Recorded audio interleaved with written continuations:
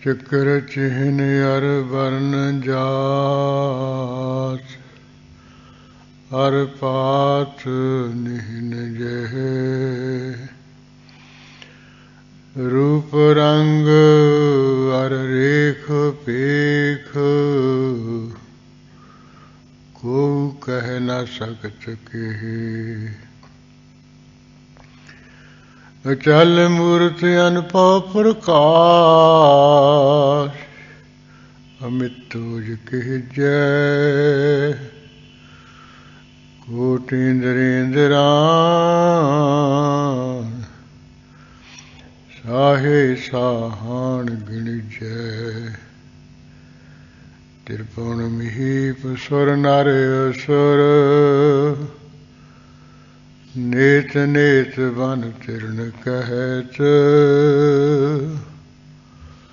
त्वै सर्वनाम कथा कवन, कर्म नाम वर्णत समत। अस कृपान खंड खड़ग, तुबक तवरी आरती। सैफ सरोही सहथी, जह हमारे पीर। तीर तुही सथी तुही, तुही तवर तरवार। नाम तिहारो जो जपै, पै सिंध पव पार। काल तुही काली तुही, तुही तेग अर तीर। वही निशानी जीत की, आज तुही जगबीर। खड़ग केत मैं शरण तिहारी, आप हास लिहु उबारी। सर्व ठाउर मोह सहाई, दुष्ट दोख ते लिहु बचाई।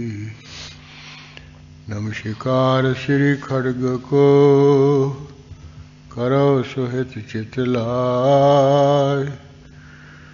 पूर्ण करो ग्रंथ है, तुम मोह करो सहाय। मुकुचरा शास्त्र खट, पिंग गिरन चढ़ जाय। अंध लखै बदरो सुनै,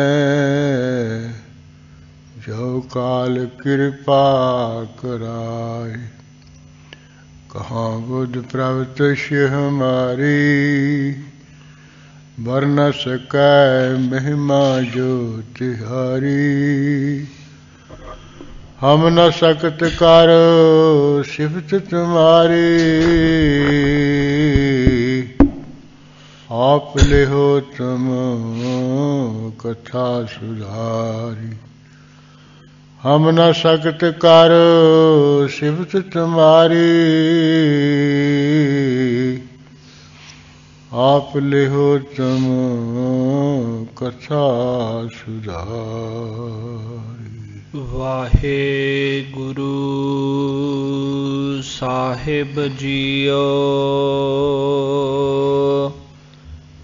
बलभद्र जू तीरथ गवन कथनं चौपई।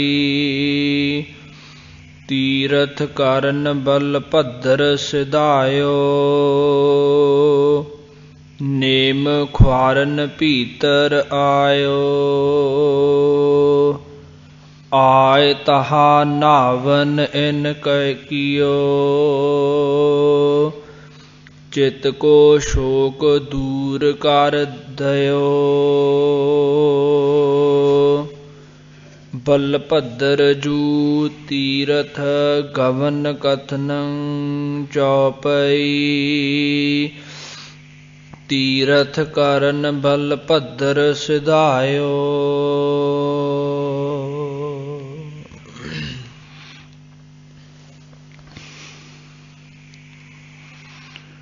ਵਾਹਿਗੁਰੂ ਜੀ ਕਾ ਖਾਲਸਾ, ਵਾਹਿਗੁਰੂ ਜੀ ਕੀ ਫਤਿਹ।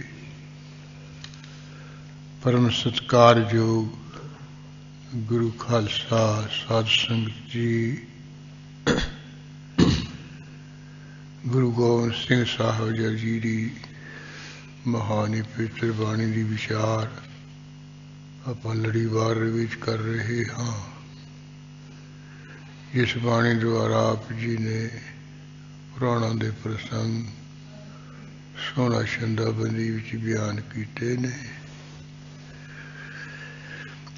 ਜਿਵੇਂ ਭਾਗਵਤ ਪੁਰਾਣ ਦੇ 10ਵੇਂ ਸਕੰਦ ਵਿੱਚ ਕ੍ਰਿਸ਼ਨ ਭਗਵਾਨ ਜੀ ਦੀ ਬਹੁਤ ਵਿਸਤਾਰ ਨਾਲ ਕਥਾ ਲਿਖੀ ਹੈ,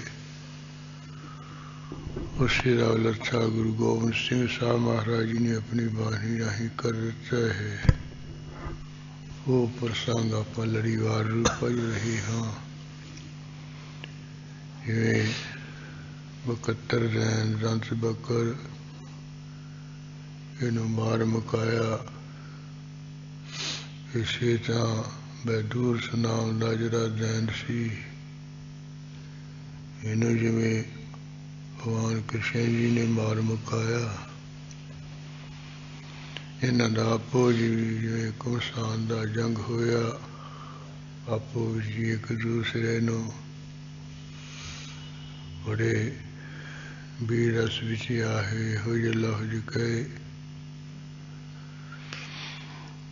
ਉਹ ਸਾਰਾ ਹੀ ਆਪਾਂ ਪ੍ਰਸੰਗ ਕੱਲ ਦੇ ਦੀਵਾਨ ਵਿੱਚ ਸਰਵਣ ਕਰ ਹੀ ਲਏ। ਇਸੇ ਤਰ੍ਹਾਂ ਕ੍ਰਿਸ਼ਨ ਜੀ ਦਾ ਵੱਡਾ ਭਰਾ ਬਲਵਾਨ ਜਿਸ ਤਰ੍ਹਾਂ ਫਿਰ ਤੀਰਥ ਯਾਤਰਾ ਕਰਨ ਲਈ ਗਿਆ, ਜਿੱਥੇ ਜਿੱਥੇ ਇਹਨੇ ਯਾਤਰਾ ਕੀਤੀ, ਤੇ ਇਸੇ ਤਰ੍ਹਾਂ ਯਾਤਰਾ ਦੇ ਵਿੱਚ ਕੁਝ ਐਸਾ ਵੀ ਕਰਤੱਵ ਕੀਤਾ। ਕਿਸੇ ਰਿਖੀ ਨੂੰ ਇਹਨੇ ਮਾਰ ਮੁਕਾਇਆ ਸੀ, ਜਿਹੜਾ ਰਿਖੀਆਂ ਨੂੰ ਕਥਾ ਸੁਣਾਉਂਦਾ ਹੁੰਦਾ ਸੀ। ਹੋਏ ਭਾਗਵਤ ਪੁਰਾਣ ਦੇ 10ਵੇਂ ਸਕੰਦ ਵਿੱਚ ਪ੍ਰਸੰਗ ਲਿਖਿਆ ਹੈ।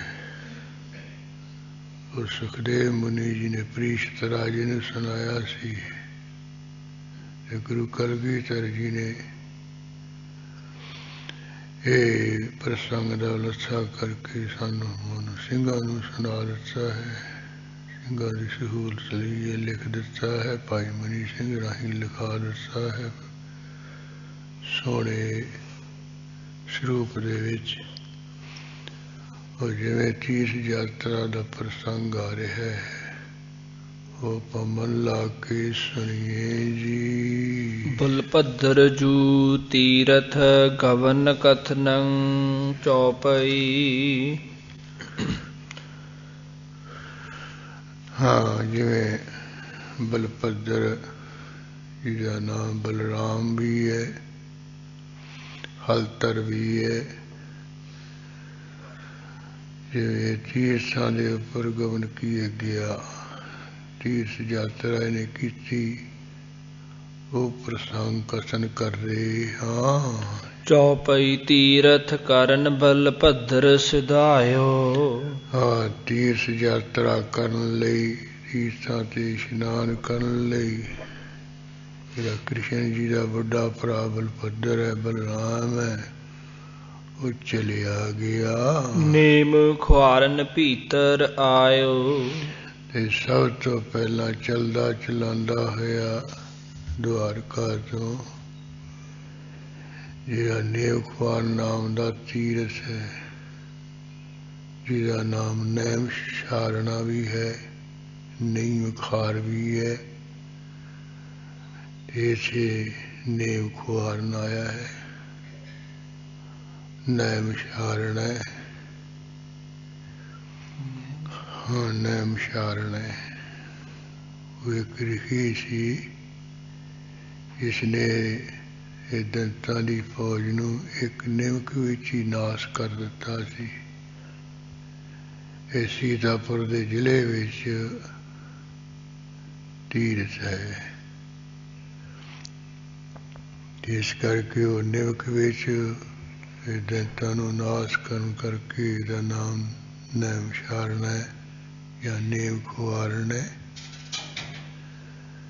ਤੇ ਇੱਥੇ ਹੀ ਰਾਮਚੰਦਰ ਜੀ ਨੇ ਆ ਕੇ ਅਸਮੇਧ ਜਗ ਕੀਤਾ ਸੀ। ਇਹ ਜੰਗਲ ਵਿੱਚ ਸੀ ਇਹ ਸਥਾਨ। ਇਸ ਕਰਕੇ ਉਹ ਰਾਮ ਜੀ ਦੇ ਇੱਥੇ ਆਉਣ ਕਰਕੇ ਜਗ ਕਰਨ ਕਰਕੇ ਜੋ ਰਿਸ਼ੀ ਦੇ ਇੱਥੇ ਕਥਾ ਕਰਨ ਕਰਕੇ ਇਹਦਾ ਨਾਮ ਉਹ ਨੇਮ ਖਾਰਨ ਕਰਕੇ ਪ੍ਰਸਿੱਧ ਹੋਇਆ ਹੈ। ਹੋਈ ਇਹ ਵਿਆਸ ਦਾ ਚੇਲਾ ਜਿਹਦਾ ਨਾਮ ਲੋਮ ਹਰਸ਼ਨ ਸੀ, ਇਹ ਅਸਲੀ ਨਾਮ ਸੀ ਸੂਤ ਜੀ। ਇਹ ਇੱਥੇ ਰਿਖੀਆਂ ਮੁਨੀਆਂ ਨੂੰ ਕਥਾ ਸੁਣਾਇਆ ਕਰਦਾ ਸੀ। ਉਹ ਜਿਹੜਾ ਨੇਮ ਖੁਆਰਨ ਹੈ ਜਾਂ ਨੈਮਿਸ਼ਾਰਨ ਤੀਰਥ ਹੈ, ਸਭ ਤੋਂ ਪਹਿਲਾਂ ਇੱਥੇ ਚੱਲ ਕੇ ਆਇਆ ਬਲਰਾਮ। ਆਏ ਤਹਾ ਨਾਵਨ ਇਨ ਕਯੋ। ਇੱਥੇ ਬਲਰਾਮ ਨੇ ਆ ਕੇ ਇਸ਼ਨਾਨ ਕਰ ਲਿਆ ਹੈ। ਚਿਤ ਕੋ ਸ਼ੋਕ ਦੂਰ ਕਰ ਦਇਓ। ਆਪਣੇ ਚਿੱਤ ਦਾ ਜਿਹੜਾ ਸ਼ੋਕ ਗਮ ਸੀ ਉਹ ਸਾਰਾ ਹੀ ਇਸਨੇ ਦੂਰ ਕਰ ਦਿੱਤਾ ਹੈ। ਬਹੁਤ ਪ੍ਰਸੰਨ ਹੋਇਆ ਹੈ। ਤੋਮਰ ਛੰਦ ਰੋਮ ਹਰਖ ਨਾਥੋ ਤਹਾ। ਹਾਂ, ਇੱਥੇ ਕਹਿੰਦੇ ਜਿਹੜਾ ਰੋਮ ਹਰਸ਼ਨ ਜਿਹਦਾ ਨਾਮ ਲੋਮ ਹਰਸ਼ਨ ਜਾਂ ਅਸਲੀ ਨਾਮ ਸੀ ਸੂਤ, ਕਹਿੰਦੇ ਜੋ ਰਿਖੀਆਂ ਨੂੰ ਕਥਾ ਸੁਣਾਇਆ ਕਰਦਾ ਸੀ ਤੇ ਕਥਾ ਸੁਣ ਕੇ ਰਿਖੀਆਂ ਦਾ ਲੋਮ ਹਰਸ਼ਨ ਜਾਨੀ ਲੂੰ ਕੰਡਾ ਖੜਾ ਹੋ ਜਾਂਦਾ ਸੀ, ਜਾਨੀ ਸਾਰੇ ਸਰੀਰ ਵਿੱਚ ਪ੍ਰਸੰਨਤਾ ਪੈਦਾ ਹੋ ਜਾਂਦੀ ਸੀ। ਇਸ ਕਰਕੇ ਇਹਦਾ ਨਾਂ ਉਹ ਪ੍ਰਸਿੱਧ ਲੋਮ ਹਰਸ਼ਨ ਜਾਂ ਰੋਮ ਹਰਸ਼ਨ ਸਿੱਧ ਹੋਇਆ। ਅਸਲੀ ਨਾਮ ਸੀ ਸੂਤ। ਉਹ ਇਸਰਾਏ ਜਿਹੜਾ ਰੋਮ ਹਰਸ਼ਨ ਹੈ, ਸੂਤ ਰਿਖੀ ਹੈ। ਇਹ ਕਹਿੰਦੇ ਉਸ ਵੇਲੇ ਜਦੋਂ ਇਹ ਬਲਰਾਮ ਤੀਰਥ ਯਾਤਰਾ ਕਰਨਾ ਨਹਾਉਣਾ ਉੱਥੇ ਹੈ ਨਹੀਂ ਸੀ। ਸੋ ਆਇਓ ਤਹ ਦੌਰ। ਜਦੋਂ ਨੇ ਸੁਣਿਆ ਵੀ ਇੱਥੇ ਕ੍ਰਿਸ਼ਨ ਜੀ ਦਾ ਵੱਡਾ ਭਰਾ ਇਹ ਤੀਰਥ ਯਾਤਰਾ ਕਰਨ ਆਇਆ ਹੈ, ਉਹ ਫਿਰ ਜਿਹੜਾ ਲੋਮ ਹਰਸ਼ਨ ਰੋਮ ਹਰਸ਼ਨ ਸੂਤ ਰਿਖੀ ਹੈ ਉਹ ਦੌੜ ਕੇ ਆਇਆ, ਜਾਨੀ ਬਹੁਤ ਭੱਜ ਕੇ ਆਇਆ ਹੈ। ਹਲੀ ਮਦਰਾ ਪੀਤ ਥੋ। ਇਧਰ ਜਿਹੜਾ ਬਲਰਾਮ ਹੈ ਨਹਾ ਧੋ ਕੇ ਨਾਮ ਦੇ ਕਦੇ ਸ਼ਰਾਬ ਪੀ ਰਿਹਾ ਸੀ। ਅੱਜ ਕੱਲ ਦੀ ਲਾਣਾ ਹੀ ਕਰਦਾ ਸਾਡਾ। ਕਬ ਸਿਆ ਯਾਤਰਾ ਕਰਨਗੇ ਵਿੱਚ ਬੱਸਾਂ ਦੇ ਗੱਡੀਆਂ ਵਿੱਚ ਸਾਰਾ ਕੁਛ ਹੀ ਕਰੀ ਜਾਂਦੇ। ਕਬ ਸ਼ਾਮ ਤਾਹੀ ਠੌਰ। ਹਾਂ, ਸ਼ਾਮ ਕਵੀ ਜੀ ਕਹਿੰਦੇ ਉਸ ਜਗ੍ਹਾ ਤੇ ਨਸ਼ਾ ਪੀ ਰਿਹਾ ਸੀ ਜਿੱਥੇ ਧਾਰਮਿਕ ਸਥਾਨਾਂ ਤੇ ਲਿਖਿਆ ਹੈ ਨਾ, ਇੱਥੇ ਕਿਸੇ ਤਰ੍ਹਾਂ ਦਾ ਨਸ਼ਾ ਵਰਤ ਕੇ ਜਾਂ ਨਾਲ ਲੈ ਕੇ ਆਉਣਾ ਸਖਤ ਮਨਾ ਹੈ। ਉੱਥੇ ਬਲਰਾਮ ਤੇ ਕ੍ਰਿਸ਼ਨ ਵਰਗੇ ਤਾਂ ਕੁਛ ਕਰਦੇ ਰਹੇ। ਇਸੇ ਕਰਕੇ ਨਾ ਸਥਾਨਾਂ ਤੇ ਸਿਗਰਟ ਬੱਤੀਆਂ ਜਰਦਾ ਬੀੜੇ ਨੂੰ ਕੋਈ ਨਹੀਂ ਪੁੱਛਦਾ। ਇਹ ਤਾਂ ਗੁਰੂ ਘਰ ਦੇ ਜਿਹੜੇ ਧਾਰਮਿਕ ਸਥਾਨ ਤੀਰਥ ਹੈ ਗੁਰਦੁਆਰੇ, ਉੱਥੇ ਇਹਨਾਂ ਦੀ ਪਾਬੰਦੀ ਹੈ ਵੀ ਨਹੀਂ ਖਾ ਪੀ ਕੇ ਆ ਸਕਦਾ, ਨਹੀਂ ਲੈ ਕੇ ਆਉਂਦਾ ਹੈ। ਜਦੋਂ ਇਹੀ ਪੀ ਰਿਹਾ ਤੇ ਬਾਕੀਆਂ ਨੂੰ ਇਹਨਾਂ ਨੇ ਕੀ ਰੋਕਣਾ ਭਲਾ। ਸੋ ਆਏ ਠਾਡ ਭਇਓ ਤਹਾ। ਆਓ ਜਿਹੜਾ ਲਿਖੀ ਆ ਉੱਥੇ ਆ ਕੇ ਖੜਾ ਹੋ ਗਿਆ। ਜੜ ਆਹ ਸਿਰ ਨਾ ਨਿਵਾਇ ਕੈ। ਇਹ ਜਿਹੜਾ ਕਹਿੰਦੇ ਲਿਖੀ ਹੈ ਸੂਤ ਲੋਮ ਹਰਸ਼ ਮੂਰਖ ਹੈ, ਜਿਸਨੇ ਬਲਭੱਦਰ ਨੂੰ ਸਿਰ ਨਹੀਂ ਨਵਾਇਆ, ਯਾਨੀ ਮੱਥਾ ਨਹੀਂ ਟੇਕਿਆ ਹੈ।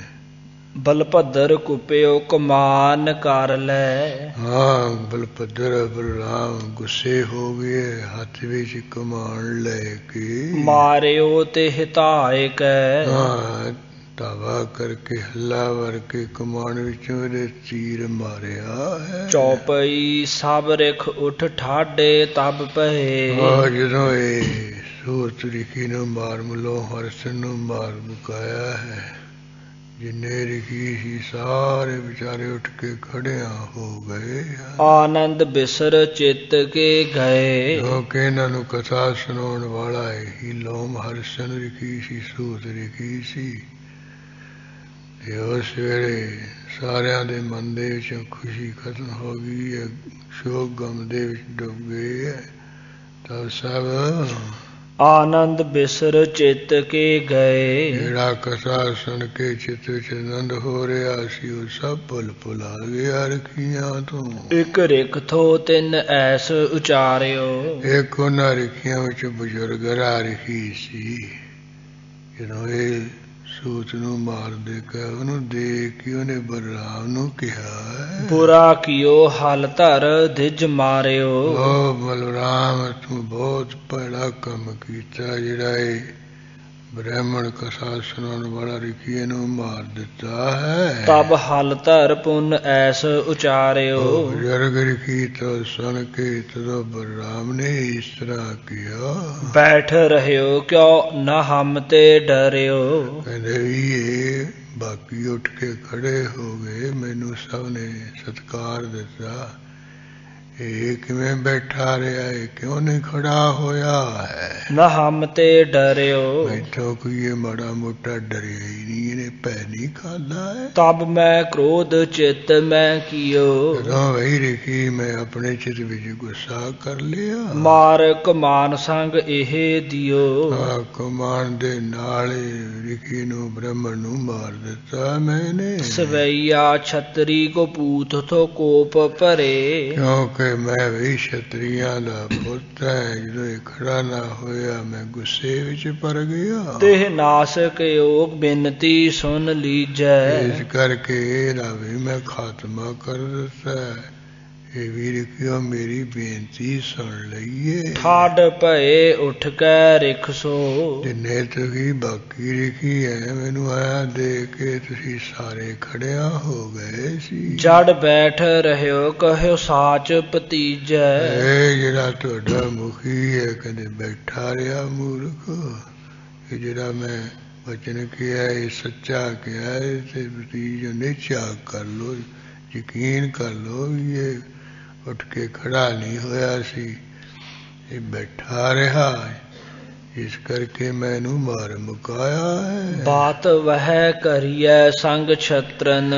ਓਕੇ, ਤੁਸੀਂ ਸਿਆਣੇ ਰਿਖੀ ਹੋ, ਕਥਾ ਵਾਰਤਾ ਸੁਣਨ ਵਾਲੇ ਹੋ। ਜਿਹੜੇ ਛਤਰੀ ਹੁੰਦੇ ਉਹਨਾਂ ਨਾਲ ਉਹੋ ਜਿਹੀ ਗੱਲ ਕਰਨੀ ਚਾਹੀਦੀ, ਭਾਵ ਛਤਰੀਆਂ ਦਾ ਉੱਠ ਕੇ ਸਤਿਕਾਰ ਕਰਨਾ ਚਾਹੀਦਾ। ਜਾ ਕੇ ਕੀਏ ਜਗ ਭੀਤਰ ਜੀਜੈ। ਸਤਿਕਾਰ ਦੇ ਕਰਨ ਕਰਕੇ ਸੰਸਾਰ ਦੇ ਵਿੱਚ ਜਿਉਂਦੇ ਰਹਿਣਾ ਚਾਹੀਦਾ, ਜਿਉਂਦੇ ਰਹੀਏ। ਤਾਤੇ ਮੈਂ ਬੱਧ ਤਾਕੋ ਕੀਓ। ਇਹ ਉੱਠ ਕੇ ਖੜਾ ਨਹੀਂ ਹੋਇਆ ਸੀ, ਮੇਰਾ ਇਹਨੇ ਨਿਰਾਦਰ ਕੀਤਾ, ਮੈਂ ਇਹਨੂੰ ਫਿਰ ਉੱਠ ਕੇ ਮਾਰ ਦਿੱਤਾ। ਸੋ ਅਬੈ ਮੋਰੀ ਭੂਲ ਛਿਮਾਪਨ ਕੀਜੈ। ਹੁਣ ਵਹੀ ਰਿਖਿਓ ਮੇਰੀ ਜਿਹੜੀ ਹੈ ਭੁੱਲ ਗਲਤੀ, ਇਹਨੂੰ ਮਾਫ ਕਰ ਦਈਏ। ਰਿਖ ਬਾਚ ਹਲੀ ਸੋ ਚੌਪਈ। ਉਸ ਵੇਲੇ ਜਿਹੜੇ ਰਿਖੀ ਹੈ ਉਹ ਬਲਭੱਦਰ ਦੇ ਸਾਥ ਜਿਵੇਂ ਉਹਨਾਂ ਨੇ ਬਚਨ ਕੀਤਾ ਉਹ ਕਹਿ ਰਹੇ ਹਨ। ਚੌਪਈ ਮਿਲ ਸਭ ਰਿਖਨ ਹਲੀ ਸੋ ਭਾਖੀ। ਜਿੰਨੇ ਰਿਖੀ ਹੈ ਉਹਨਾਂ ਨੇ ਮਿਲ ਜੁਲ ਕੇ ਇਕੱਠਿਆਂ ਹੋ ਕੇ ਬਲਭੱਦਰ ਬਲਰਾਮ ਦੇ ਸਾਥ ਇਹ ਗੱਲ ਆਖੀ। ਕਹੈ ਸਿਆਮ ਤਿਹ ਦਿਜ ਕੀ ਸਾਖੀ। ਸ਼ਿਆਮ ਕਵੀ ਜੀ ਉਸ ਬ੍ਰਾਹਮਣ ਰਿਖੀ ਦੀ ਸਾਖੀ ਜਿਹੜੀ ਉਹ ਕਹਿ ਰਿਹਾ ਹੈ, ਕਹਿੰਦਾ ਅੱਗੇ, ਇਹ ਬਾਲਕ ਥਾਪ ਰੋਸ ਕੋ ਹਰੋ। ਹਾਂ, ਕਹਿੰਦੇ ਵੀ ਬਲਰਾਮ ਜੀ ਤੁਸੀਂ ਗੁੱਸਾ ਨਾਸ਼ ਕਰੋ, ਗੁੱਸਾ ਛੱਡ ਦਿਓ। ਇਹ ਜਿਹੜਾ ਰਿਖੀ ਦਾ ਬਾਲਕ ਹੈ, ਬੱਚਾ ਹੈ, ਚੇਲਾ ਹੈ, ਇਹਨੂੰ ਕਹਿੰਦੇ ਆਪਣੇ ਪਿਤਾ ਦੇ ਥਾਂ ਹੁਣ ਥਾਪ ਦਿਓ। ਜਾਣੀ ਇਹਦੇ ਪਿਤਾ ਦੇ ਥਾਂ ਇਹਦੇ ਬੱਚੇ ਨੂੰ ਤੁਸੀਂ ਇਸਤਤ ਕਰ ਰਹੇ ਹੋ। ਬਹੁਰੋ ਜਾਏ ਤੀਰਥ ਸਭ ਕਰੋ। ਉਦੋਂ ਬਾਅਦ ਫਿਰ ਸਾਰੇ ਤੀਰਥਾਂ ਤੇ ਜਾ ਕੇ ਇਸ਼ਨਾਨ ਕਰ ਲਿਓ। ਕਬਿਓ ਬਾਚ ਸਵਈਆ। ਹਾਂ, ਜਿਵੇਂ ਸੁਖਦੀਪ ਮੁਨੀ ਕਵੀ ਨੇ ਬਚਨ ਕਿਹਾ ਉਸੇ ਦਾ ਲੱਥਾ ਗੁਰੂ ਕਲਗੀਧਰ ਜੀ ਆਪਣੇ ਵੱਲੋਂ ਕਰ ਰਹੇ ਹਨ। ਚਾਰੋਈ ਵੇਦ ਮੁਖਾਗਰਜ ਹੋਏ ਹੈ। ਆਹ ਸਵੇਰੇ ਬਲਰਾਮ ਨੇ ਸੁਣ ਕੇ ਕਿਹਾ ਵੀ ਚੰਗਾ ਇਹ ਜਿਹੜਾ ਸੂਤ ਸੀ ਲੋਮ ਹਰਸ਼ਨ ਸੀ ਇਹਦਾ ਜਿਹੜਾ ਹੁਣ ਬੱਚਾ ਹੈ ਜਿਹਨੂੰ ਮੈਂ ਉਸਦੇ ਥਾਂ ਤੇ ਥਾਪ ਰਿਹਾ ਇਸਤਤ ਕਰ ਰਿਹਾ, ਕਹਿੰਦੇ ਮੈਂ ਵਰ ਦਿੰਦਾ ਇਸ ਬੱਚੇ ਦੇ ਚਾਰੇ ਵੇਦ ਮੁਖਾਗਰ ਹੋ ਜਾਣਗੇ, ਯਾਨੀ ਕੰਠ ਜਵਾਨੀ ਯਾਦ ਹੋਣਗੇ। ਤਾ ਸੁਤ ਕੋ ਬਾਰ ਐਸੋ ਦਿਓ। ਇਸ ਤਰ੍ਹਾਂ ਦਾ ਉਹ ਜਿਹੜਾ ਸੂਤ ਲਿਖੀ ਸੀ ਉਸਦੇ ਪੁੱਤਰ ਨੂੰ ਐਸਾ ਵਰ ਦਿੱਤਾ, ਇਹਨੂੰ ਪੜ੍ਹਨ ਦੀ ਲੋੜ ਨਹੀਂ ਹੈ, ਤੇਰੇ ਚਾਰੇ ਵੇਦ ਮੂੰਹ ਜਵਾਨੀ ਹੋਣਗੇ। ਸੋ ਐਸੇ ਪੁਰਾਨ ਲਗਿਓ ਰਟਨੇ। ਜਦੋਂ ਬਲਰਾਮ ਨੇ ਕਹਿੰਦੇ ਇਸ ਤਰ੍ਹਾਂ ਕਰਦਾ ਉਸੇ ਵੇਲੇ ਕਹਿੰਦੇ ਇਸ ਤਰ੍ਹਾਂ ਉਹ ਪੁਰਾਣ ਪੜ੍ਹਨ ਲੱਗ ਪਿਆ। ਮਨ ਤਾਤੋ ਸੋਊ ਤੇ ਫੇਰ ਜਿਉ। ਉਹ ਤਾਂ ਸੁਣ ਕੇ ਸਾਰਿਆਂ ਨੇ ਆਈ ਸਮਝਿਆ ਵੀ ਮਾਨੋ ਇਹਦਾ ਜਿਹੜਾ ਪਾਕ ਪਿਤਾ ਹੈ ਉਹ ਫੇਰ ਜੀ ਪਿਆ ਵੀ ਉਹ ਵੀ ਮੂੰਹ ਜਵਾਨੀ ਪੁਰਾਣਾ ਦੀ ਵੇਦਾਂ ਦੀ ਕਥਾ ਸੁਣਾਉਂਦਾ, ਬੱਚਾ ਵੀ ਉਹ ਮੂੰਹ ਜਵਾਨੀ ਸੁਣਨ ਲੱਗ ਪਿਆ। ਸਾਰਿਆਂ ਨੇ ਸਮਝ ਲਿਆ ਵੀ ਉਹ ਜਿਹੜਾ ਇਹਦਾ ਪਿਓ ਮਰਿਆ ਨਹੀਂ ਹੈ, ਇਹ ਤਾਂ ਜੀ ਪਿਆ, ਉਹਦੇ ਥਾਂ ਪੁੱਤਰ ਉਹ ਜਿਹੀ ਕਾਇਮ ਹੋ ਗਿਆ। ਚਿਤ ਆਨੰਦ ਕੈ ਸਭ ਹੂੰ ਰਿਖ ਕੇ। ਸਾਰਿਆਂ ਰਿਖੀਆਂ ਦੇ ਮਨ ਵਿੱਚ ਚਿਤ ਵਿੱਚ ਆਨੰਦ ਪ੍ਰਾਪਤ ਹੋਇਆ। ਮਨ ਕੋ ਜਿਹ ਕੀ ਸਮ ਔ ਕੌਣ ਬਿਓ। ਇਸ ਤਰ੍ਹਾਂ ਮਨ ਵਿੱਚ ਸਭ ਨੇ ਜਾਣਿਆ ਵੀ ਜਿਹਦੇ ਸਮਾਨ ਹੋਰ ਕੋਈ ਦਿਸਾ ਨਹੀਂ ਹੋ ਸਕਦਾ ਇਹ ਕਥਾ ਸੁਣਾਉਣ ਵਾਲਾ। ਸਿਰ ਨਿਆਏ ਤਿਨੈ ਸੁਖ ਪਾਏ ਕੈ। ਉਸ ਵੇਲੇ ਬਲਰਾਮ ਨੂੰ ਰਿਖੀਆਂ ਨੇ ਸਿਰ ਨਵਾਇਆ ਸੁਖ ਪਾਇਆ ਹੈ। ਤੀਰਥਨ ਸ਼ਾਮ ਸੋ ਰਾਮਹਿ ਪੈਂਡ ਲਿਓ। ਸ਼ਿਆਮ ਕਵੀ ਜੀ ਕਹਿੰਦੇ ਆ ਤੀਰਥਾਂ ਦਾ ਜਿਹੜਾ ਰਸਤਾ ਹੈ ਉਹ ਸੋ ਰਾਮੈ ਪੈਂਡ ਲਿਓ। ਰਾਮੈ ਦਾ ਅਰਥ ਹੈ ਬਲਰਾਮ। ਉਹ ਬਲਰਾਮ ਨੇ ਉਸ ਵੇਲੇ ਤੀਰਥਾਂ ਦਾ ਰਸਤਾ ਲੈ ਲਿਆ, ਜਾਨੀ ਤੀਰਥ ਯਾਤਰਾ ਕਰਨ ਲਈ ਅੱਗੇ ਚੱਲ ਪਿਆ ਹੈ। ਸਵਈਆ ਗੰਗਾ ਸਿੰਧ ਜਹਾ ਮਿਲਿਓ। ਜਿੱਥੇ ਸਮੁੰਦਰ ਵਿੱਚ ਜਾ ਕੇ ਗੰਗਾ ਮਿਲਦੀ ਹੈ ਜਿਹਨੂੰ ਗੰਗਾ ਸਾਗਰ ਤੀਰਥ ਕਹਿੰਦੇ ਹੈ, ਜਿੱਥੇ ਉਹ ਕਪਿਲ ਮੁਨੀ ਨੇ ਸਗਰ ਦੇ ਸਾਰੇ ਪੁੱਤਰ ਭਸਮ ਕਰਤੇ ਸੀ, ਸੁਆਹ ਕਰ ਦਿੱਤੇ ਸੀ। ਹੁਣ ਇਸ ਤਰ੍ਹਾਂ ਜਿੱਥੇ ਉਹ ਸਮੁੰਦਰ ਵਿੱਚ ਜਾ ਕੇ ਗੰਗਾ ਮਿਲਦੀ ਹੈ ਉਹ ਗੰਗ ਸਾਗਰ ਤੀਰਥ ਤੇ। ਪ੍ਰਿਥਮੈ ਬਲ ਭਦਰ ਤਹਾ ਚਲ ਨਾਇਓ। ਨੈਮ ਸ਼ਾਰਨ ਤੀਰਥ ਤੋਂ ਚੱਲਦਾ ਹੈ ਸਭ ਤੋਂ ਪਹਿਲੇ ਇਹ ਗੰਗਾ ਸਾਗਰ ਤੀਰਥ ਤੇ ਆ ਕੇ ਬਲਰਾਮ ਨੇ ਇਸ਼ਨਾਨ ਕੀਤਾ ਹੈ। ਫਿਰ ਤ੍ਰਿਬੈਨੀ ਮੈਂ ਕੈ ਇਸ਼ਨਾਨ। ਫਿਰ ਜਿੱਥੇ ਤਿੰਨ ਨਦੀਆਂ ਇਕੱਠੀਆਂ ਹੁੰਦੀਆਂ ਉਹ ਪ੍ਰਯਾਗਰਾਜ ਇਲਾਹਾਬਾਦ, ਫਿਰ ਇੱਥੇ ਆ ਕੇ ਇਸ਼ਨਾਨ ਕਰ ਲਿਆ ਹੈ। ਦੇ ਦਾਨ ਬਲੀ ਹਰ ਦਵਾਰ ਸਿਧਾਇਓ। ਬਲੀ ਬਲਰਾਮ ਇੱਥੇ ਦਾਨ ਦੂਨ ਦੇ ਕੇ ਫਿਰ ਹਰਿਦੁਆਰ ਵੱਲ ਨੂੰ ਚਲਿਆ ਗਿਆ ਹੈ। ਨਹਾਏ ਤਹਾਂ ਪੁਨ ਬਦਰੀ ਕਿਦਾਰ। ਇਹ ਹਰਿਦੁਆਰ ਇਸ਼ਨਾਨ ਕਰਕੇ ਉਦੋਂ ਬਾਅਦ ਫਿਰ ਜਿਹੜਾ ਬਦਰੀਨਾਥ ਉਧਰ ਨੂੰ ਚਲਿਆ ਗਿਆ ਜਿੱਥੇ ਉਹ ਨਰ ਨਰਣੀ ਅਵਤਾਰ ਨੇ ਪ੍ਰਗਟ ਹੋ ਕੇ ਤਪੱਸਿਆ ਕੀਤੀ ਹੈ। ਇੱਕ ਉੱਚਾ ਜਿਹਾ ਪਹਾੜ ਉੱਥੇ ਬੇਰੀ ਦਾ ਦਰਖਤ ਸੀ, ਉਹਦੇ ਹੇਠਾਂ ਬੈਠ ਕੇ ਨਰ ਨਾਰਾਇਣ ਅਵਤਾਰ ਨੇ ਤਪੱਸਿਆ ਕੀਤੀ ਹੈ, ਜਿਸ ਕਰਕੇ ਉਹਦਾ ਨਾਮ ਵਿਸ਼ਨੂੰ ਦਾ ਅਵਤਾਰ ਹੀ ਨਰ ਨਾਰਾਇਣ ਹੋਇਆ। ਪਿਛੇ ਪ੍ਰਸੰਗ ਆਈ ਹੈ ਉੱਥੇ ਤਪੱਸਿਆ ਕਰਨ ਕਰਕੇ ਇਹਦਾ ਨਾਮ ਬਦਰੀਨਾਥ ਜਾਂ ਇਸੇ ਤਰ੍ਹਾਂ ਬਦਰ ਨਰੈਣ ਇਹਦਾ ਅਸਥਾਨ ਦਾ ਨਾਮ ਪ੍ਰਸਿੱਧ ਹੈ। ਇਸ ਤਰ੍ਹਾਂ ਵੀ ਜਿਹੜੀ ਲక్ష్ਮੀ ਸੀ ਉਹਨੇ ਬੇਰੀ ਰੂਪ ਹੋ ਕੇ ਉੱਪਰ ਛਾਇਆ ਕੀਤੀ ਨਰਨੈਣ ਦੇ ਭਗਵਾਨ ਦੇ। ਇਸ ਕਰਕੇ ਬਦਰੀ ਦਾ ਅਰਥ ਬੇਰੀ ਹੈ। ਬੇਰੀ ਦਾ ਮਾਲਕ ਉਹ ਲక్ష్ਮੀ ਬੇਰੀ ਸੀ, ਉਹਦਾ ਮਾਲਕ ਵਿਸ਼ਨੂੰ ਸੀ। ਜਿਵੇਂ ਉਹਨੇ ਕਹਿੰਦੇ ਉੱਥੇ ਨਰ ਨਰੈਣ ਦੇ ਵਿੱਚ ਇੱਕ ਬੰਦਗੀ ਤਪੱਸਿਆ ਕੀਤੀ। ਇਹ ਹਿੰਦੂਆਂ ਵਿੱਚ ਸਭ ਤੋਂ ਬਦਰੀ ਨਾਲ ਜਿਹੜਾ ਸਥਾਨ ਹੈ ਵਿਸ਼ੇਸ਼ਤਾ ਰੱਖਦਾ, ਮੁੱਖਤਾ ਰੱਖਦਾ, ਹੋਰ ਵੀ ਹੈਗੀ ਹੈ, ਰੇ ਜ਼ਿਆਦਾ ਰੱਖਦਾ ਹੈ। ਇਹ ਜਿਹੜੇ ਇੱਥੋਂ ਦੇ ਉਹ ਪੁਜਾਰੀ ਹੈ ਉਹਨਾਂ ਨੂੰ ਰਾਵਲ ਕਿਹਾ ਜਾਂਦਾ ਹੈ। ਇੱਕ ਛੋਟਾ ਪੁਜਾਰੀ ਹੁੰਦਾ, ਇੱਕ ਵੱਡਾ ਪੁਜਾਰੀ ਹੁੰਦਾ, ਤੇ ਐਵੇਂ ਅਨਪੜ੍ਹ ਲਾਣਾ ਜੀ ਨਾ ਹੁੰਦੇ, ਪੜ੍ਹੇ ਲਿਖੇ ਹੁੰਦੇ ਆ, ਚੰਗੇ ਜੀਵਨ ਵਾਲੇ ਹੁੰਦੇ ਨੇ। ਜਦੋਂ 1974 ਵਿੱਚ ਸੰਤ ਗਿਆਨੀ ਮੋਹਨ ਸਿੰਘ ਜੀ ਹੇਮਕੁੰਟ ਦੀ ਯਾਤਰਾ ਕਰਨ ਗਏ, ਉਦੋਂ ਕਿਤੇ ਉੱਥੇ ਉਹਨਾਂ ਨੇ ਗੋਬਿੰਦ ਘਾਟ ਸੁਣਿਆ ਸੀ ਵੀ ਜਿਹੜਾ ਬਦਰੀਨਾਥ ਦਾ ਛੋਟਾ ਪੁਜਾਰੀ ਹੈ ਵੀ ਪੜ੍ਹਿਆ ਲਿਖਿਆ ਵਿਦਵਾਨ ਵੀ ਹੈ ਤੇ ਬੰਦਗੀ ਵਾਲਾ ਵੀ ਬਹੁਤ ਹੈ, ਚੰਗੇ ਜੀਵਨ ਵਾਲਾ ਹੈ। ਫਿਰ ਇਹਨਾਂ ਦਾ ਖਿਆਲ ਆਇਆ ਵੀ ਚਲੋ ਉੱਥੇ ਜਾਈਏ। 12-13 ਸਿੰਘ ਸੀ ਮਹਾਂਪੁਰਸ਼ਾਂ ਦੇ ਨਾਲ, ਮੈਂ ਵੀ ਵਿਦਿਆਰਥੀ ਰੂਪ ਵਿੱਚ ਨਾਲ ਹੀ ਸੀ ਉਸ ਵੇਲੇ। ਤੇ ਜਦੋਂ ਗਏ ਉਹ ਅਸਥਾਨ ਦੇ ਵੀ ਦਰਵਾਜ਼ੇ ਬੰਦ ਸੀ। ਦਰਵਾਜ਼ੇ ਹੁਣ ਕਿਸੇ ਪੁਜਾਰੀ ਇੱਥੇ ਕਿਸੇ ਉਹਨਾਂ ਪਹਿਰੇਦਾਰਾਂ ਨੂੰ ਪੁੱਛਿਆ, ਉਹ ਕਹਿੰਦੇ ਜੀ ਇਸ ਵੇਲੇ ਆਪਣੇ ਘਰ ਆਏ।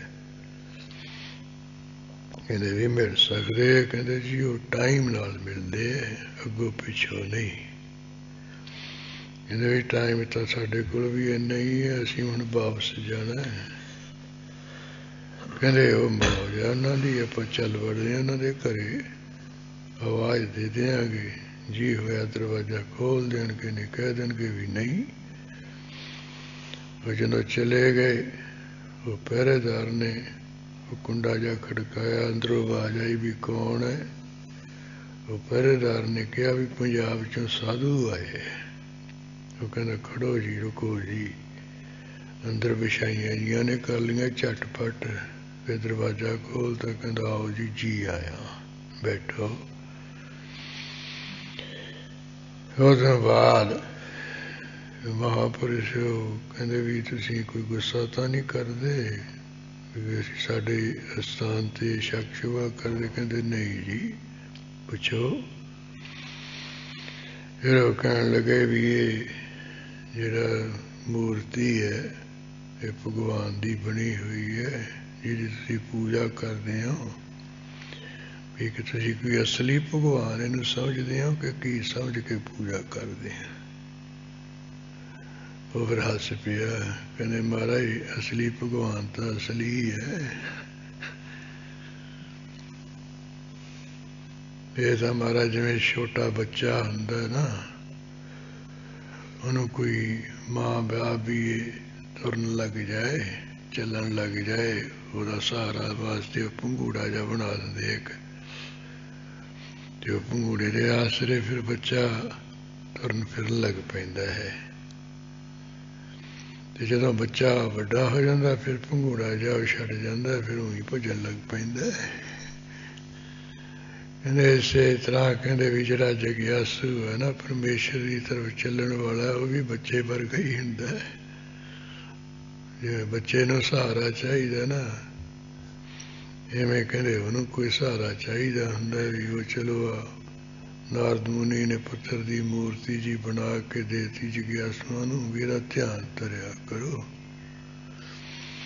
ਜਿਵੇਂ ਕਹਿੰਦੇ ਉਹ ਬੱਚਾ ਵੱਡਾ ਹੋ ਕੇ ਜਦੋਂ ਉਹਦੇ ਬਲ ਪੈ ਜਾਂਦਾ, ਸਿਆਣਾ ਹੋ ਜਾਂਦਾ, ਪੰਘੂੜਾ ਛੱਡ ਜਾਂਦਾ ਹੈ, ਇਸ ਤਰ੍ਹਾਂ ਜਗਿਆਸੂ ਬੱਚਾ ਵੀ ਜਦੋਂ ਸਿਆਣਾ ਹੋ ਜਾਂਦਾ ਹੈ ਉਹ ਫਿਰ ਜਿਹੜੀ ਪੱਥਰ ਦੀ ਮੂਰਤੀ ਇਹਦੀ ਪੂਜਾ ਛੱਡ ਜਾਂਦਾ ਹੈ, ਅਸਲੀ ਭਗਵਾਨ ਦੀ ਪੂਜਾ ਵਿੱਚ ਲੱਗ ਜਾਂਦਾ ਹੈ। ਇਹ ਤਾਂ ਮਹਾਰਾਜ ਜਿਵੇਂ ਬੱਚੇ ਨੂੰ ਪੰਘੂੜੇ ਦਾ ਸਹਾਰਾ ਦਿੱਤਾ ਜਾਂਦਾ, ਚੱਲਣ ਨਹੀਂ, ਇਵੇਂ भगवान की तरफ चलने लिए मूर्ति पूजा कही जाती है, और कुछ नहीं। असली भगवान तो वही है सर्व कला। यानी ढंग नाल ने समझा बुझा दिता। महापुरुष कहते वेखो आपो अपने मत अनुसार प्रमाणे हो जे उन्होंने लए उन्होंने सिद्ध कर लेंदे। आप की कही जाइए भी ये पत्थर की मूर्ति है, वो कहते नहीं ये भी और इस तरफ चलने वास्ते एक सहारा है उधर चलने वास्ते। इस करके यानी वो तीर्थ यात्रा जो गए सी उसे वो दर्शन होए सन ते उहदे नाल बचन विलास होए सन। और इंदिरा गांधी के संबंध विच भी सुनिया इन्हें बड़ा लालच लूलच उन्होंने पुजारियों को दिता भी मैनू इत्थे तुसीं अंदर कहते आने वास्ते इजाजत दो। इन्होंने जवाब दिता कहते भी नहीं इत्थे नहीं तू आ सकती, क्योंकि तू अपना धर्मी मान गवाई बैठी है, तेरा दीन मान नहीं है। तो इस तरह यानी जेडे इत्थों के पुजारी है चंगे जीवन वाले होंदे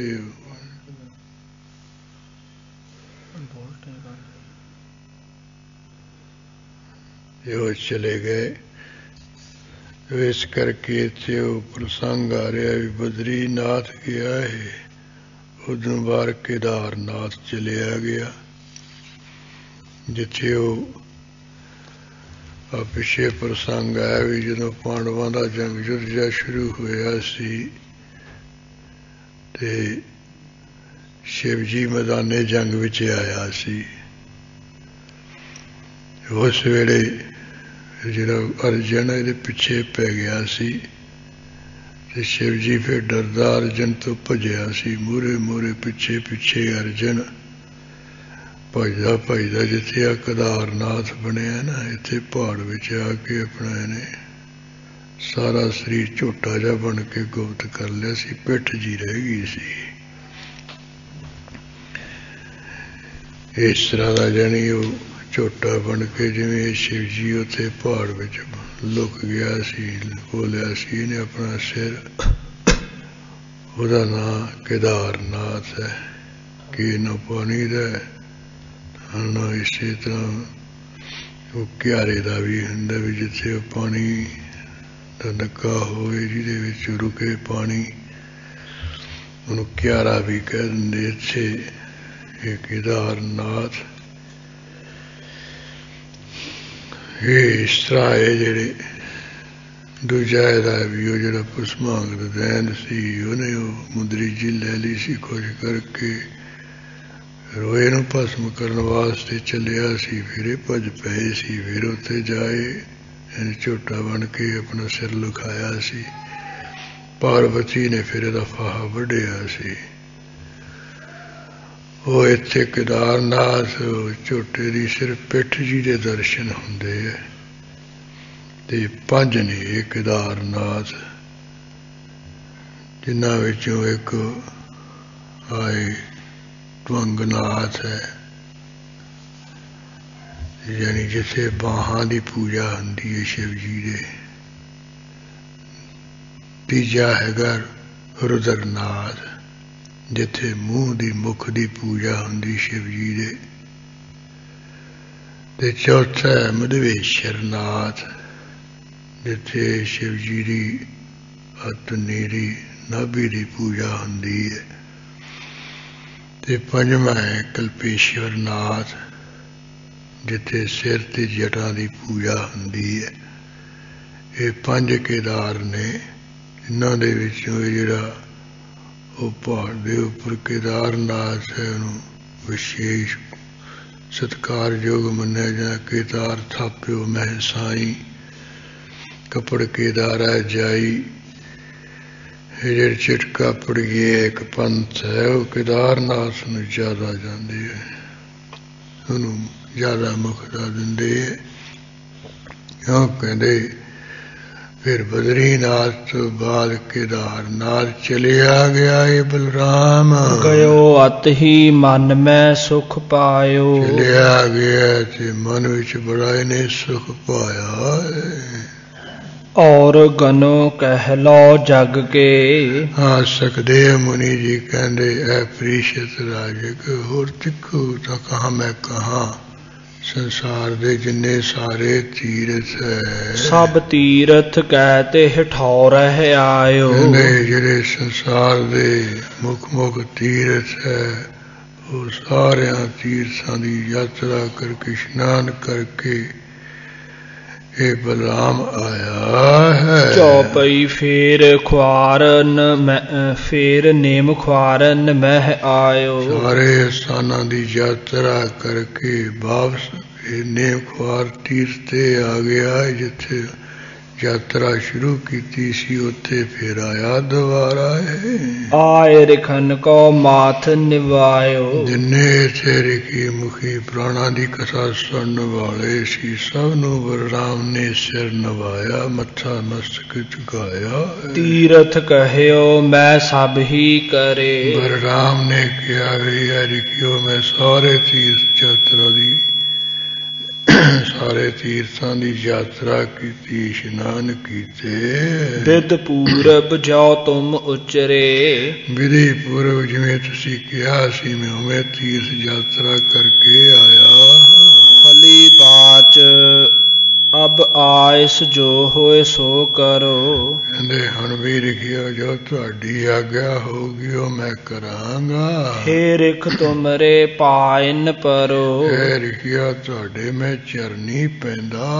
अब आयस जो होए सो कीजै। जो तुहाडी आग्या होएगी ओही मैं कहंदे करांगा। हे रिख बातह सत भतीजै। हे लिखियो मेरी जेड़ी गल बात तैनूं सच्ची जान के ते भतीजा नेचा यकीन कर लो। रिख बाच चौपई तब मिल रिखन यह जी धारो। ए बलराम दे कहण वरके जिन्ने रिखी से उन्होंने ने मिल के अपने दिल विच धारिया है। एक सतर है बड़ो हमारो। फिर बलराम नू कहण लगे भी एक सानू बहुत दुख देण वाला बैरी इथे हैगा दैत। बलल नाम हल धर ते मारो। और दैत दा नाम है बलल। कहंदे ए भी हल धर बलराम ओनू तू मार मका। मानो तेह पै काल पचारो। मानो रे पर तू काल वांगू कहंदे बंगार के जा जिवें काल बंगार के आउंदा भी उन्नी तैनू छड़दा यो काल वांगू बंगार के ओदे उपर जा पै। खली बाच दोहरा। और रिखियां तो सुन के जिवें बलराम ने बचन किया। कहा ठौर तेह सतर की। रिखियां नू बलराम कहंदा ओ जेड़ा तुहाडा बैरी तुहानू दुख देण वाला दी जगह केड़ी है। कहो रिखन के राज। ए रिखियां दे राजे ओ मैनू कहो दसो। मोह बतावै जाहे कहो। मैनू जेड़ा उस दी जगह दस देवेगा ताहे हनो हो आज। फिर कोई समा नहीं लगा अज ही मैं उन्हें कहंदे जा मारांगा नाश करांगा। चौपई तब एक रिख ने जाए बतायो। तरोना विचों एक रिखी उठिया उन्हें जाके जिथे ओ बलराम दा दैत रहिंदा सी ओ जा दसिया है। जहा ठौर हो सतर बनायो। जिथे ओ बैरी ने रिखियां नू दुख देण वाले ने अपनी जगह बनाई हुई सी। जह बल धर सो सतर निहारियो। जय हाल धर सो सतर निहारियो। बल धर दे थम हाल धर जिथे ओ कहंदे बैरी सी उसनू हाल धर की बलराम ने जा वेखिया है। हम संग लर एह भांत पचारियो। बलराम ने जाके इस तरह नू बंगारिया भी मेरे नाल भी उठ के लड़। ਚੌਪਈ ਸੁਨਤ ਬਚਨ ਤਬ ਸਤਰ ਰਸਾਇਓ। ਬਲਰਾਮ ਦੇ ਬਚਨਾਂ ਨੂੰ ਸੁਣ ਕੇ ਜਿਹੜਾ ਇਹ ਰਿਖੀਆਂ ਦਾ ਬੈਰੀ ਬਲਦੈਂ ਤੇ ਬਹੁਤ ਗੁੱਸੇ ਵਿੱਚ ਹੀ ਆ ਗਿਆ। ਹਾਥ ਗਾਂਗਨੋ ਯਾ ਪਰ ਆਇਓ। ਹੱਥੇ ਵਿੱਚ ਜੰਗੀ ਗਾਨਾ ਜਾ ਬੰਦ ਕੇ ਤੇ ਇਹਦੇ ਉੱਪਰ ਨੂੰ ਚੜ੍ਹ ਆਇਆ। ਹਲ ਧਰ ਸੰਗ ਜੁਧ ਆ ਕੀਓ। ਹਾਂ, ਬਲਰਾਮ ਦੇ ਨਾਲ ਇਸ ਤਰ੍ਹਾਂ ਦਾ ਉਸਨੇ ਜੰਗ ਯੁੱਧ ਕੀਤਾ ਹੈ ਜੇ ਸਮ ਔਰ ਵੀਰ ਨਹੀਂ ਹੀਓ। ਇਹਦੇ ਸਮਾਨ ਹੋਰ ਕੋਈ ਸੂਰਬੀਰ ਹੋ ਹੀ ਨਹੀਂ ਸਕਦਾ ਹੈ।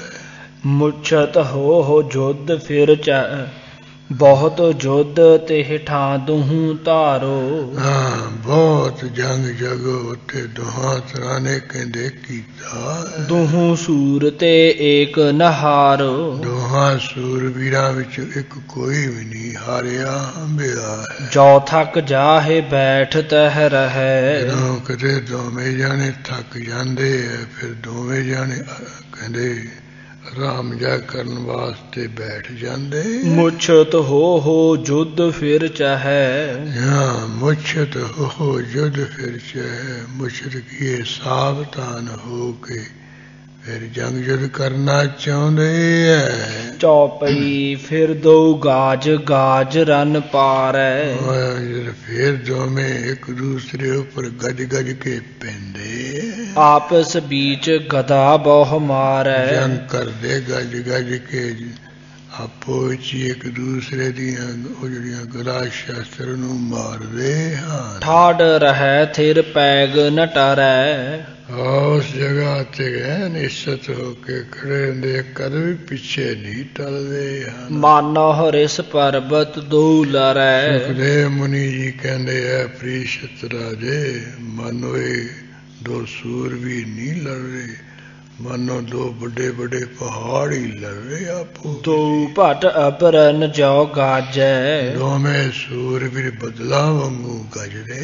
ਬਚਨ ਸੁਨਤ ਜਿਨ ਕੇ ਜਮ ਲਾਜੈ। ਜਿਨ੍ਹਾਂ ਨੇ ਵੀਰ ਰਸ ਦੇ ਬਚਨਾਂ ਨੂੰ ਸੁਣ ਸੁਣ ਕੇ ਜਿਹੜਾ ਜਮਰਾਜ ਆ ਵੀ ਸ਼ਰਮਿੰਦਤ ਹੁੰਦਾ ਹੈ। ਅਤ ਹੀ ਵੀਰ ਰਿਸਹਿ ਮੈਂ ਭਰੇ। ਦੋਵੇਂ ਸੂਰਬੀਰ ਬਹੁਤ ਹੀ ਗੁੱਸੇ ਵਿੱਚ ਭਰ ਗਏ। ਦੋ ਵੀਰ ਕ੍ਰੋਧ ਸੋ ਲਰੇ। ਦੋਵੇਂ ਸੂਰਬੀਰ ਗੁੱਸੇ ਦੇ ਨਾਲ ਲੜ ਰਹੇ। ਜਿਨ ਕੌਤਕ ਦੇਖਨ ਸੁਰ ਆਏ। ਜਿਨ੍ਹਾਂ ਦੇ ਜੰਗ ਦਾ ਤਮਾਸ਼ਾ ਦੇਖਣ ਲਈ ਦੇਵਤੇ ਆ ਪਹੁੰਚੇ। ਭਾਂਤਨ ਭਾਂਤ ਵਿਵਾਨ ਬਨਾਏ। ਜਿਨ੍ਹਾਂ ਨੇ ਤਰ੍ਹਾਂ ਤਰ੍ਹਾਂ ਦੇ ਆਪਣੇ ਵਿਵਾਨ ਬਣਾਏ ਹੋਏ ਵਿਵਾਨਾਂ ਤੇ ਚੜ ਕੇ ਆ ਗਏ। ਉਤ ਰੰਭਾਦਿਕ ਨਿਰਤਹਿ ਕਰੈ। ਉਧਰ ਰੰਭਾਦਿਕ ਪਛਣਾ ਜਿਹੜੀਆਂ ਨਿਰਤਕਾਰੀ ਕਰਨ ਲੱਗ ਪਈਆਂ, ਨੱਚਣ ਲੱਗ ਪਈਆਂ। ਇਤ ਤੇ ਵੀਰ ਭੂਮ ਮੈਂ ਲਰੈ। ਇਧਰ ਜਿਹੜੇ ਸੂਰਬੀਰ ਧਰਤੀ ਤੇ ਲੜ ਰਹੇ ਹਨ।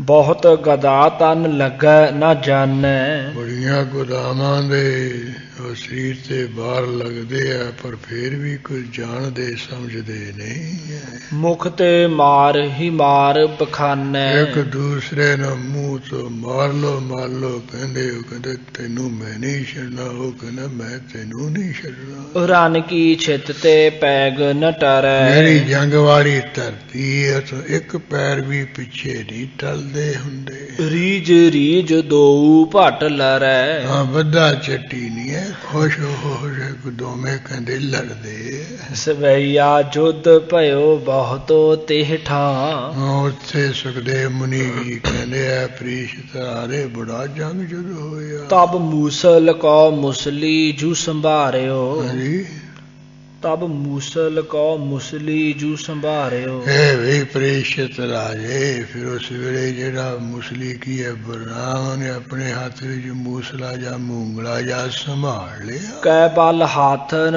ਦੋਵਨ ਕੈ। ਦੋਵੇਂ ਹੱਥਾਂ ਦਾ ਹੈ ਪੂਰਾ ਬਲ ਲਾ ਕੇ। ਕਬ ਸ਼ਾਮ ਕਹੈ ਤਕ ਤਾਹਿ ਪ੍ਰਹਾਰਿਓ। ਰਾਮ ਕਵੀ ਜੀ ਕਹਿ ਰਿਹਾ ਵੀ ਉਹਦਾ ਨਿਸ਼ਾਨਾ ਜਾ ਤੱਕ ਮੂੰਗਲਾ ਜਾ ਮਾਰਿਆ ਬਲਰਾਮ ਨੇ। ਲਾਗਤ ਘਾਇ ਹੂੰ ਕੇ ਮਰ ਗਇਓ ਅਰ। ਲਾਗਤ ਕਾ ਇਹ ਕਹਿ ਮਰ ਗਇਓ। ਕਹਿੰਦੇ ਇਹਦੇ ਜਦੋਂ ਘਾਹ ਲੱਗਿਆ, ਫੱਟ ਲੱਗਿਆ, ਉਸੇ ਵੇਲੇ ਮਰ ਗਿਆ।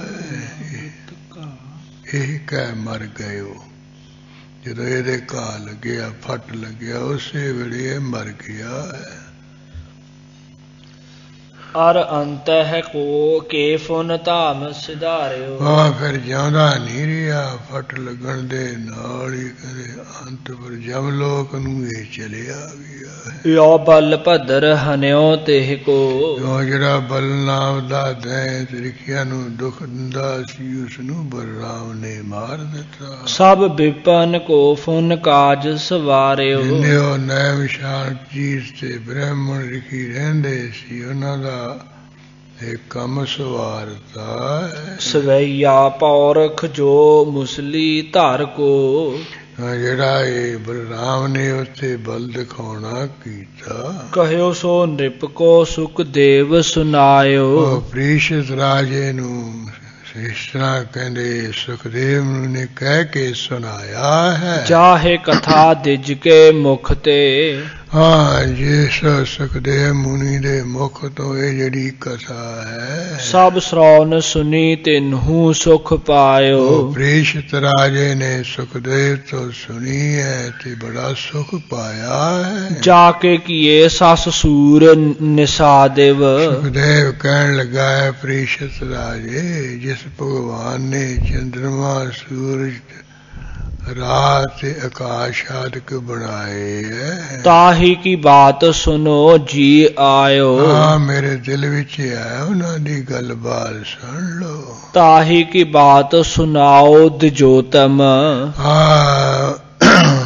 ਤਾਹੀ ਕੀ ਬਾਤ ਸੁਣਾਓ ਦਿਜੋਤਮ। ਪ੍ਰੀਸ਼ਤ ਕਹਿਣ ਲੱਗਿਆ, ਇਹ ਉੱਤੋਂ ਬ੍ਰਾਹਮਣ ਸੁਖਦੇਵ ਮੁਨੀ, ਉਸੇ ਦੀ ਗੱਲਬਾਤ ਭਗਵਾਨ ਦੀ ਮੈਨੂੰ ਸੁਣਾ।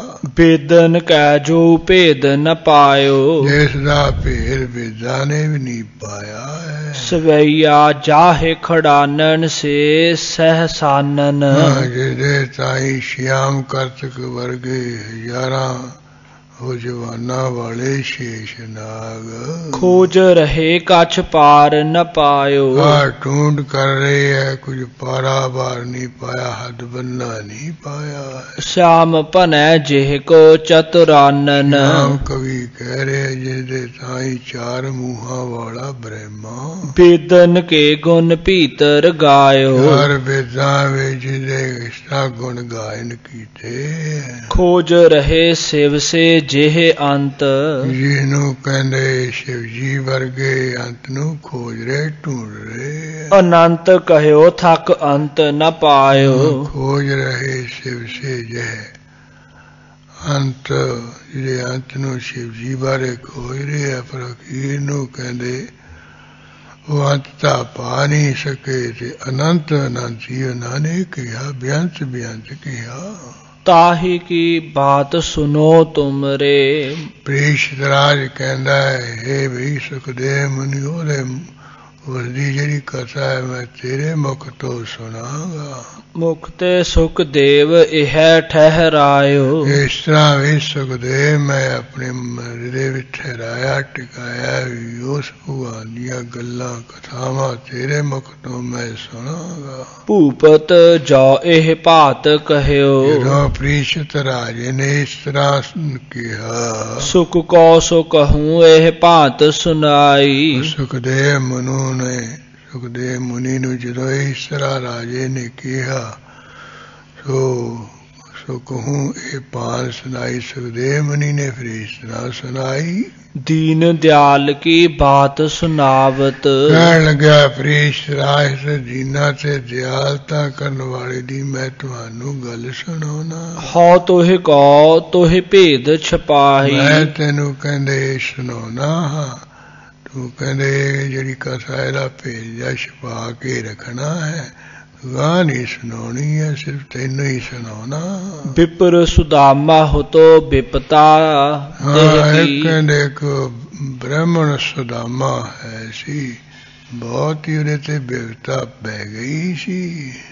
ਤੇ ਕੀ ਹਉ ਕਹੋ ਹਰ ਜੈਸ ਮਿਟਾਈ। ਜਿਵੇਂ ਉਹਦੀ ਬਿਪਤਾ ਕ੍ਰਿਸ਼ਨ ਭਗਵਾਨ ਨੇ ਕਹਿੰਦੇ ਖਤਮ ਕੀਤੀ, ਉਹ ਮੈਂ ਕਥਾ ਤੈਨੂੰ ਕਹਿਣਾ ਹਾਂ ਸੁਣਾਉਣਾ। ਸੋ ਹਉ ਸੁਨਾਵਤ ਹਉ ਤੋਹਿ ਕੋ। ਉਹ ਬ੍ਰਾਹਮਣ ਸੁਦਾਮੇ ਦੀ ਕਥਾ ਮੈਂ ਤੈਨੂੰ ਸੁਣਾਉਣਾ। ਸੁਨ ਲੈ ਸੋ ਸਰੌਨਨ ਦੈ ਨ੍ਰਿਪਰਾਈ। ਇਹ ਵੀ ਰਾਜਿਆਂ ਦੇ ਰਾਜੇ ਪ੍ਰੀਸ਼ਤ ਰਾਜੇ ਤੂੰ ਕੰਨ ਦੇ ਕੇ ਧਿਆਨ ਦੇ ਕੇ ਸੁਦਾਮੇ ਬ੍ਰਾਹਮਣ ਦੀ ਕਥਾ ਜਿਵੇਂ ਭਗਵਾਨ ਨੇ ਉਹਦੀ ਗਰੀਬੀ ਬਿਰਤਾ ਦੂਰ ਕੀਤੀ ਉਹ ਸੁਣ ਲੈ ਧਿਆਨ ਦੇ ਕੇ।